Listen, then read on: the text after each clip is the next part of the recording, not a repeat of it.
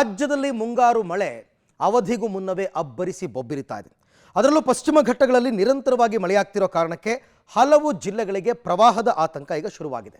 ಯಾದಗಿರಿ ಜಿಲ್ಲೆಯಲ್ಲಿ ಭೀಮಾ ನದಿ ಹರಿದು ಹೋಗ್ತಾ ಇರೋ ಕಾರಣಕ್ಕೆ ನದಿ ತೀರದ ಗ್ರಾಮಸ್ಥರಿಗೆ ಈಗಾಗಲೇ ಎಚ್ಚರಿಕೆಯನ್ನು ಕೊಡಲಾಗಿದೆ.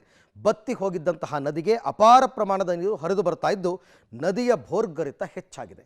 ಈ ಕುರಿತಂತೆ ಒಂದು ವರದಿ ಇದೆ, ನೋಡೋಣ. ಭೀಮಾ ನದಿ ತೀರದಲ್ಲಿ ಪ್ರವಾಹದ ಆತಂಕ. ನದಿಗಿಳಿಯದಂತೆ ಜಿಲ್ಲಾಡಳಿತ ಕಟ್ಟುನಿಟ್ಟಿನ ಸೂಚನೆ. ಎಚ್ಚರಿಕೆ ನೀಡಿದ್ರೂ ಮೀನು ಹಿಡಿಯಲು ಹುಚ್ಚಾಟ. ಹೌದು, ಪಶ್ಚಿಮ ಘಟ್ಟಗಳಲ್ಲಿ ನಿರಂತರವಾಗಿ ಮಳೆಯಾಗುತ್ತಿದೆ.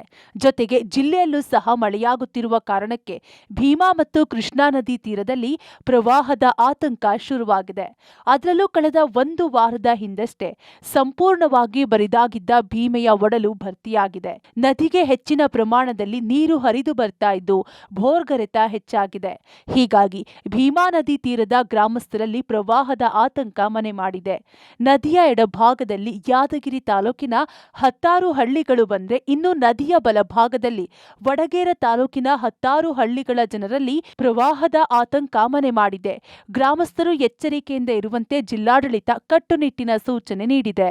ಕೃಷ್ಣಾ ಮತ್ತು ಭೀಮಾ ನದಿ ಪಾತ್ರೆಗಳಲ್ಲಿ ಇರ್ತಕ್ಕಂಥ 80 ಗ್ರಾಮಗಳನ್ನ ನಾವು ಈಗಾಗಲೇ ಗುರುತಿಸಿಕೊಂಡು 80 ಗ್ರಾಮಗಳಿಗೆ ನಾವು ನೋಡಲ್ ಆಫೀಸರ್ಸ್ ಅನ್ನು ನೇಮಕ ಮಾಡ್ಕೊಂಡಿದ್ದೀವಿ. ಇವತ್ತೇ ಬೆಳಿಗ್ಗೆ ನಾವು ನೋಡಲ್ ಆಫೀಸರ್ಸ್ ಜೊತೆಗೆ ಮೀಟಿಂಗ್ ಅನ್ನು ಮಾಡಿಬಿಟ್ಟು ಮುಂಜಾಗ್ರತಾ ಕ್ರಮಗಳು ಏನೇನು ಕೈಗೊಳ್ಳಬೇಕು ಅನ್ನುವಂಥದ್ದನ್ನು ಸಹ ಅಧಿಕಾರಿಗಳಿಗೆ ಬ್ರೀಫ್ ಮಾಡಿದ್ದೀವಿ. ನೆಕ್ಸ್ಟ್ 2 ಡೇಸ್ ಅಲ್ಲಿ ವಿಸಿಟ್ ಮಾಡಿ ಅಲ್ಲಿ ಇರ್ತಕ್ಕಂಥ ಸಾರ್ವಜನಿಕರಿಗೆ ಮಾಹಿತಿ ತಲುಪಿಸಿದ ಜೊತೆಗೆ ಹೊಲಹರಿವು ಬಹಳ ಮಿನಿಮಮ್ ಇದೆ. ನಮಗೆ 2 ಲಕ್ಷದಿಂದ 3 ಲಕ್ಷ ಕ್ಯೂಸೆಕ್ಸ್ ರಿಲೀಸ್ ಆಗಿದಾಗ ನಮಗೆ ಫ್ಲಡಿಂಗ್ ಅನ್ನೋದು ಶುರು ಸೊ ಸದ್ಯಕ್ಕೆ ಅದು ಇಲ್ಲ, ಬಟ್ ಆಗಬಹುದು ಅಂತ ಮುನ್ನೆಚ್ಚರಿಕೆಯನ್ನು ನಾವು ಕ್ರಮ ಕೈಗೊಳ್ತೇವೆ. ಇನ್ನು ಭೀಮಾ ನದಿ ತೀರದ ಗ್ರಾಮಸ್ಥರಲ್ಲಿ ಜಾಗೃತಿ ಮೂಡಿಸುವ ಕೆಲಸ ಜಿಲ್ಲಾಡಳಿತ ಮತ್ತು ಜಿಲ್ಲಾ ಪೊಲೀಸರಿಂದ ನಡೆಯುತ್ತಿದೆ.